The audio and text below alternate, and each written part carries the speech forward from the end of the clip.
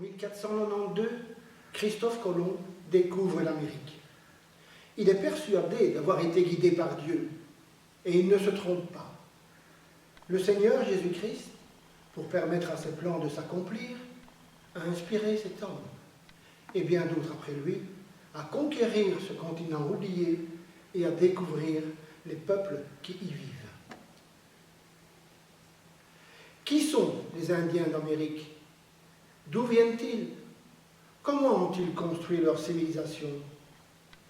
D'où proviennent leurs richesses? Voilà quelques-unes des questions que beaucoup de conquistadors se sont posées et auxquelles personne n'a pu répondre. Mais plusieurs siècles plus tard, un jeune garçon, Joseph Smith, a reçu la visite d'un ange du Seigneur. Cet ange lui a déclaré qu'il avait pour mission de lui montrer l'endroit où se trouvaient des annales racontant l'histoire de plusieurs nations américaines, depuis leur arrivée sur ce continent jusqu'à leur extinction totale.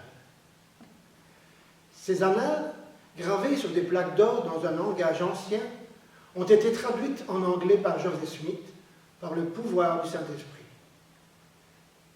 Elles ont ensuite été éditées sous le titre de Livre de Mormon. Mormon étant le nom d'un des prophètes et historiens cités dans ce livre. Comme dans tous les livres d'histoire racontant la vie de peuples ayant vécu, que ce soit en Europe, en Asie ou ailleurs, le livre de Mormon parle des aventures, des joies, des peines, des guerres, des paix qui ont accompagné l'existence de ces populations américaines.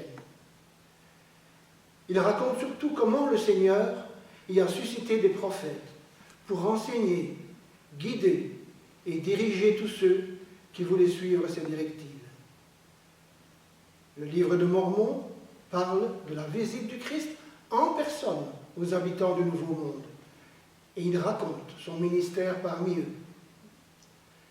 Il montre clairement comment le Seigneur favorise tous ceux qui lui obéissent et comment peuvent dégénérer ceux qui le rejettent, qui se fient uniquement à leur intelligence ou qui ne sont guidés que par la soif du gain ou du pouvoir.